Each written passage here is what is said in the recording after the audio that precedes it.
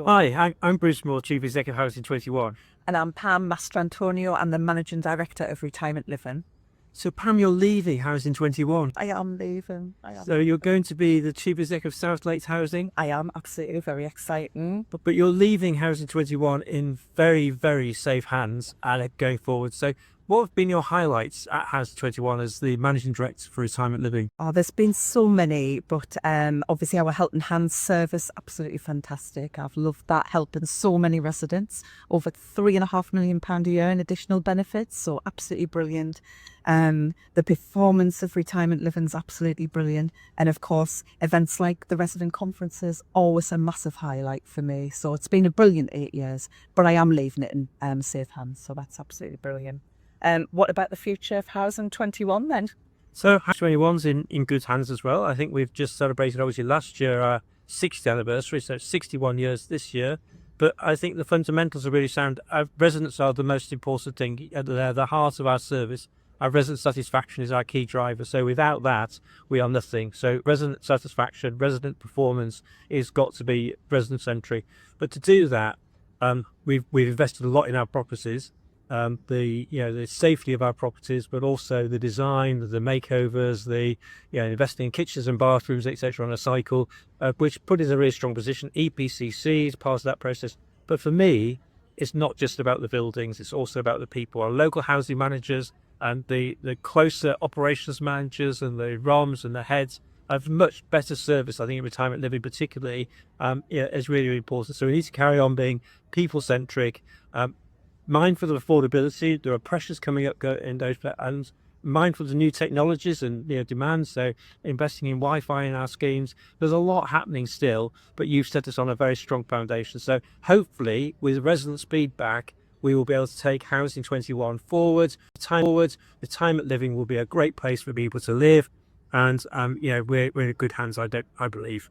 Definitely, absolutely. So this is obviously for the Residents Conference on tour. Yeah. So all that's left to say is have a fantastic time at your conference. Yeah, and any feedback you can send to us, really greatly appreciated. So have a great conference. Thank you. Thank you. Bye.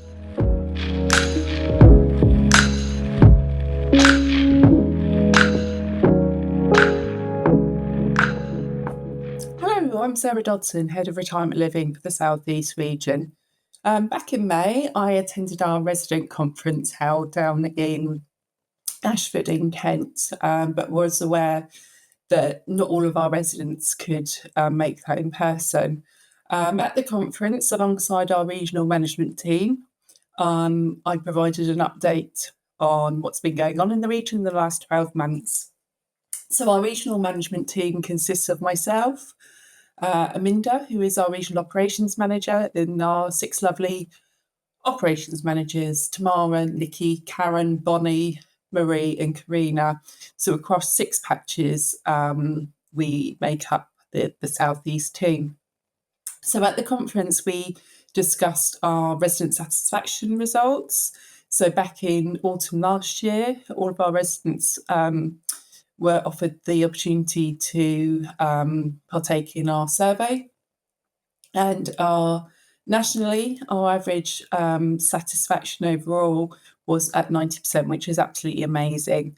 Across our specific region, the scores ranged between 88% right up to 93%. So really, really good results, and really what we would hope to see.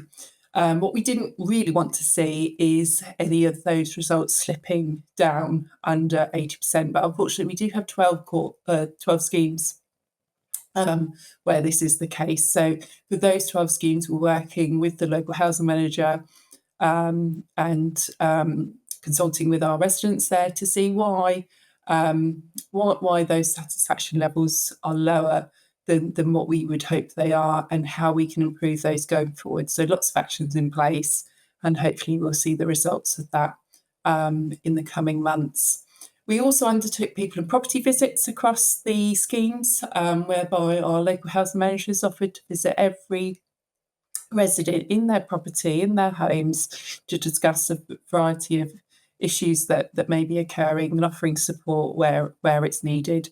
That's identified repairs that are outstanding, or indeed repairs that residents weren't aware were Housing 21 responsibility. So we've been able to get those done.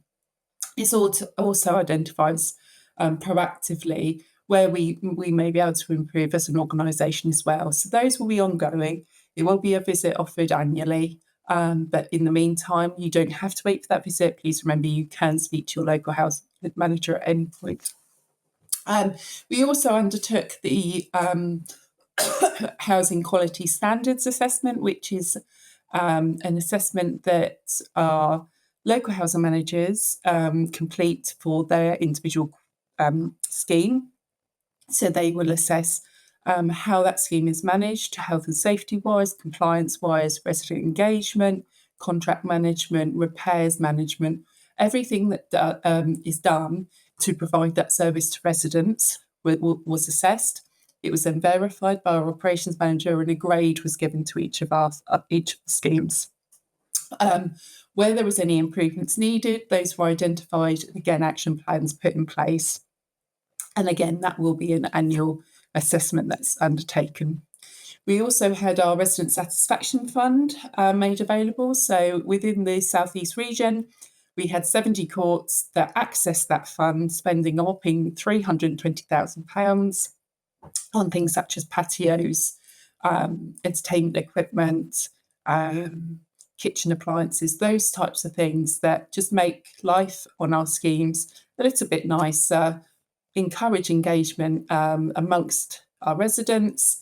So it was absolutely amazing to see how that improved things for our residents. So lots of things going on across those 70 courts.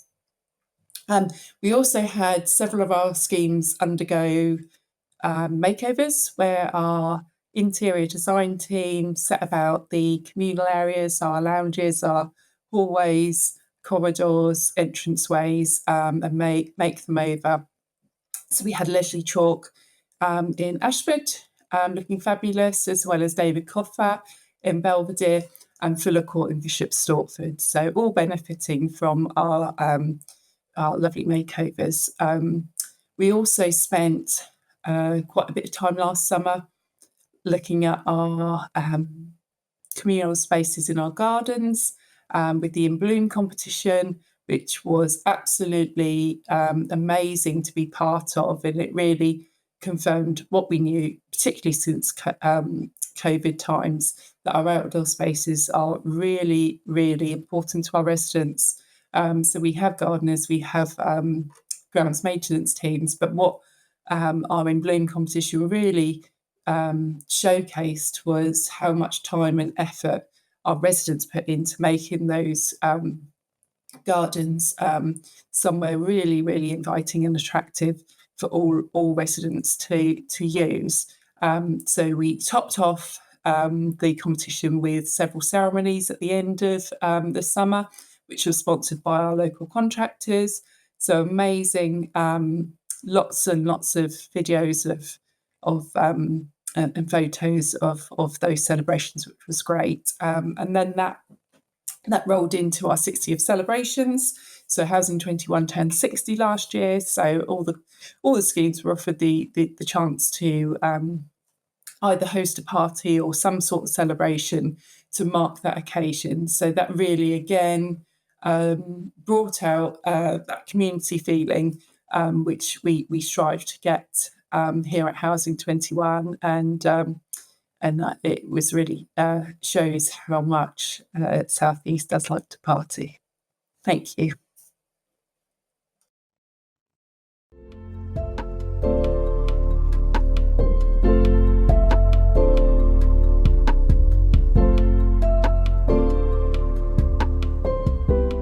Hi everyone, my name is Corrine Askaroff. I am a Tenancy Sustainment and Arrears Advisor for Housing 21, and I am responsible for the Helping Hands service and the Helping Hands Hardship Fund that we have here.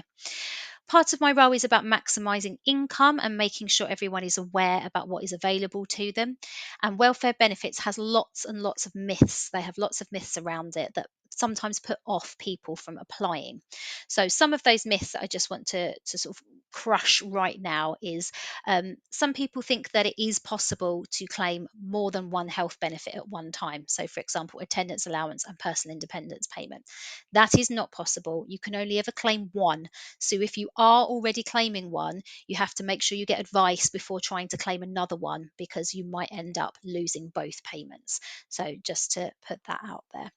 Um, we have heard lots of times where somebody has said they cannot claim pension credit because they have savings. That is not accurate. There is actually no savings threshold for pension credit. It is based on a person's income and what is called their personal allowance.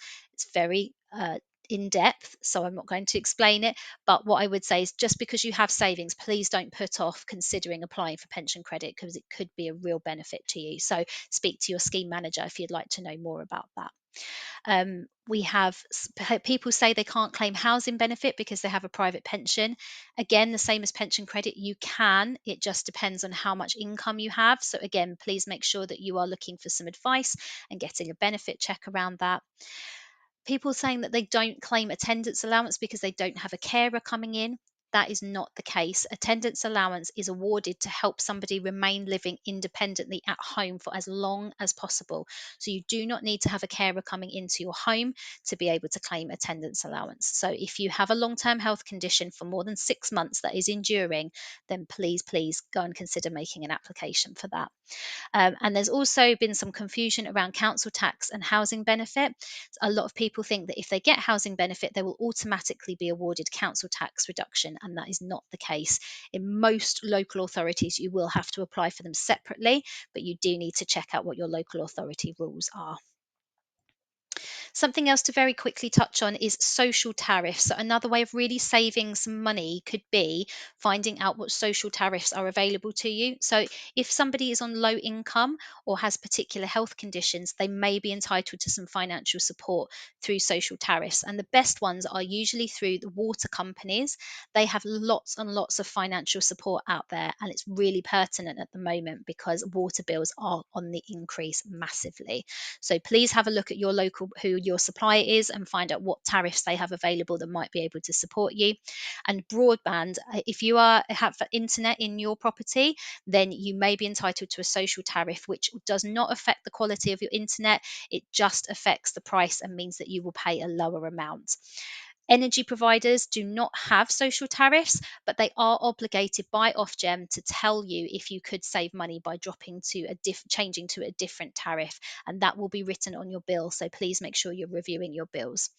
We do have a document available to you to give lots and lots of information along this line, and there's a picture there for you to see.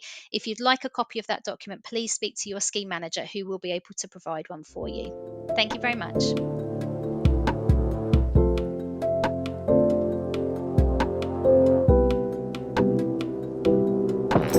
Hi, I'm Antony Walker. I'm the head of retirement living for the Southwest. But a lot of my colleagues know of me as a bit of a sustainability geek. I'm very interested in it, very passionate about it. I live in a part of the country where we're a little concerned about rising waters. We have our issues with flooding. And I'm very conscious that I've got two very young children, and I want to make sure that we leave the planet in as good a condition as I found it in the first place. And when you see scary graphs on TV about rising temperatures and things, I want to make sure that I've done everything I can to try and make a difference. So us at home, for example, this isn't something I'm just pushing at work. We've installed a heat pump ourselves, convincing my wife in the process, solar panels, and I've even been trying to make some little videos for colleagues, just encourage them to get into electric vehicles when they're travelling out for their resident meetings and the likes.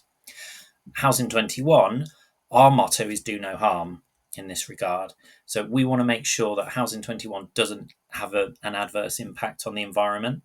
At the same time, we're very conscious that we don't want to be pushing up resident bills either. So that is always in our mind when we're thinking through these different trials and pilots. Now, we are testing out heat pumps. You'll have seen of them in the media. They do work well. Ignore some of the FUD that you'll have seen out there. We've tested some air source heat pumps down in Cornwall. So we're seeing how they go. We've we've connected up actually to a heat network up in Gateshead, where they're using the heat from the old mines, the water up there, and they're pumping that through the district to provide heating. Fantastic bit of technology. We're testing out something called electric wallpaper, which involves infrared technology. And we've also tested some biomass as well, so feeding in wood pellets and burning them as a way of providing heating. Away from that, we're also looking at solar panels. I know lots of residents are very interested on that front. What we are looking at now is when we're replacing roofs, we're looking at whether we can install solar panels as part of that process.